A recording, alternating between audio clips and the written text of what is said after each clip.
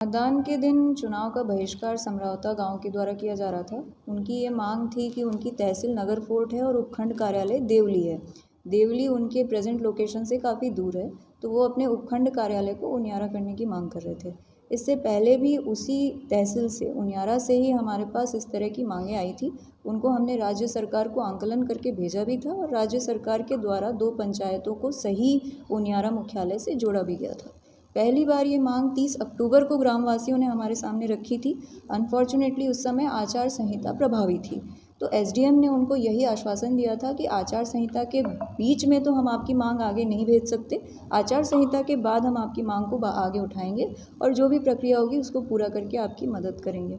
ग्रामवासी उस समय तैयार भी हो गए थे, परंतु 13 तारीख को ग्रामवासियों ने बहिष्कार का निर्णय लिया, जो कि उनका राइट है, वो चाहें तो बहिष्कार कर सकते हैं। उस समय कैंडिडेट ने उनके साथ बैठ के उसको थोड़ा सा ज़्यादा ख़राब रूप दे दिया।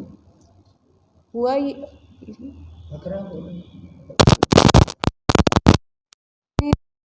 मांग करी थी कि कोई भी मतदाता मत का प्रयोग नहीं कर सकता है। मैंने उनसे बात करने की कोशिश की, 6 बार मैंने उनको मिस्ड कॉल किए, लेकिन उन्होंने फ़ोन नहीं उठाया। फिर मैंने अपने एरिया मजिस्ट्रेट जो कि एसडीएम मालपुरा थे उनको मौके पे भेजा। उन्होंने भी उनसे बातचीत करने की कोशिश की, उनको ये समझाने की कोशिश की कि आचार संहिता के दौरान तो हम लिखित में कुछ भी नहीं दे सकते, बाद में हम इनका आवेदन आगे बढ़ाएंगे। उनके द्वारा भी नहीं सुना गया। फिर उन्होंने मेरे से बात कराने की कोशिश की और फ़ोन भी ऑन किया और स्पीकर पे भी डाला, लेकिन फिर भी उनके द्वारा कोई भी रिस्पांस नहीं दिया गया। कंटिन्यूअस उनकी यही मांग थी कि कलेक्टर यहाँ आके लिखित में आश्वासन दे। लिखित में आश्वासन देना बिल्कुल भी पॉसिबल नहीं है, क्योंकि जब हम चुनाव ड्यूटी पे होते हैं तो सरकार या किसी एक पार्टी की तरफ से हम कोई भी लिखित आश्वासन नहीं दे सकते, वो एक इलेक्टोरल ऑफेंस माना जाता है। ये चीज़ मैं समझाने का बार बार प्रयास कर रही थी, लेकिन उनका एक ही मुद्दा था कि आके लिखित आश्वासन दिया जाए। देखिए, लिखित आश्वासन आपने कहा कि इलेक्शन आचार संहिता की ये पॉसिबल नहीं था, क्या वो आपकी बात सुनने को भी तैयार नहीं है? मतलब पूरी बात ये है। मैं यही कहना चाहूँगी कि मैंने स्वयं ही फ़ोन किया, नहीं उठाया।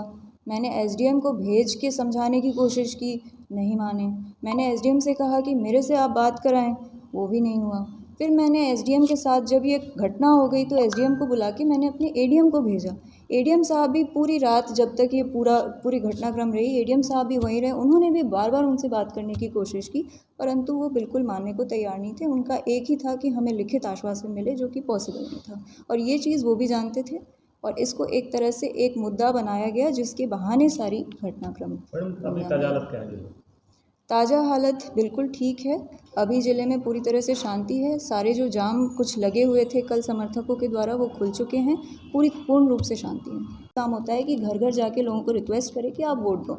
उसी के अंतर्गत एसडीएम वहाँ पे गए, और जब उन्होंने देखा कि ग्रामवासी मतदान का बहिष्कार कर रहे हैं, तो वहाँ जो सरकारी कर्मचारी मौजूद थे उनसे उन्होंने रिक्वेस्ट की कि आप में से कुछ लोग वोट दे दें।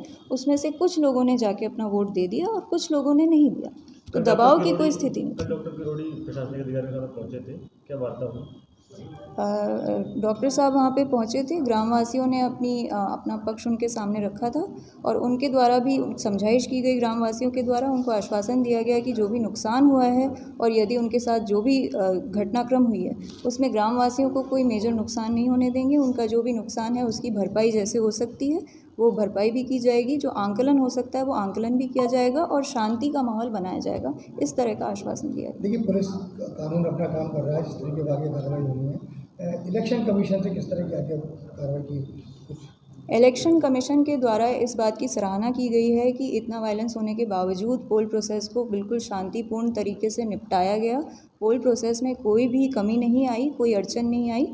हमारी मशीनें भी जमा हो गई और स्क्रूटनी की प्रक्रिया भी कंप्लीट हो चुकी है और 23 तारीख को हम आराम से काउंटिंग कर सकते हैं बिना किसी व्यवधान के। चुनाव आयोग ने भी और सीओ साहब ने भी इस बात को सराहा है। किसी आचार संहिता के उल्लंघन करके कैंडिडेट के विरुद्ध किस तरह की कार्रवाई को प्रस्तावित किया गया है? अभी कुछ एफआईआर कैंडिडेट के अगेंस्ट की गई हैं और बाकी हम पूरा स्थिति का आंकलन करके और वीडियोस देख के जो भी एडिशनल चार्जेस हैं वो बिल्कुल फ्रेम करेंगे। बार बार उनसे बात करने की कोशिश की, परंतु वो बिल्कुल मानने को तैयार नहीं थे। उनका एक ही था कि हमें लिखित आश्वासन मिले, जो कि पॉसिबल नहीं था, और ये चीज़ वो भी जानते थे। और इसको एक तरह से एक मुद्दा बनाया गया जिसके बहाने सारी घटनाक्रम। मैडम, अभी ताज़ा हालत क्या है? ताज़ा हालत बिल्कुल ठीक है।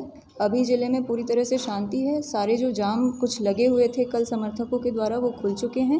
पूर्ण रूप से शांति है। नरेश मीणा कब कहाँ पेश करेंगे? नरेश मीणा को पेश करने की अभी बात चल रही है। एसपी साहब और जो अपने कोर्ट हैं उनके बीच में वार्ता जारी है। जैसे ही फाइनल होता है हम आपको बता देंगे। मैडम देखिए, इसमें ये था कि जब वहाँ एसडीएम पे थप्पड़ मारा गया तो एरिया मजिस्ट्रेट थे वहाँ पर वो, तो क्विक एक्शन क्यों नहीं लिया गया? आखिर कैसी क्या मजबूरी आ गई थी? देखिए, इसमें दो चीज़ें होती हैं। जब थप्पड़ मारा गया तो उस समय वो कैंडिडेट थे और पोल प्रक्रिया जारी थी। तो एक पॉइंट होता है कि पोल प्रक्रिया के समय कैंडिडेट को अरेस्ट करना अवॉइड किया जाता है, क्योंकि उनका भी हक होता है चुनाव के दिन प्रचार प्रसार करने का। तो उनके हक को हम बाधित नहीं करना चाहते थे।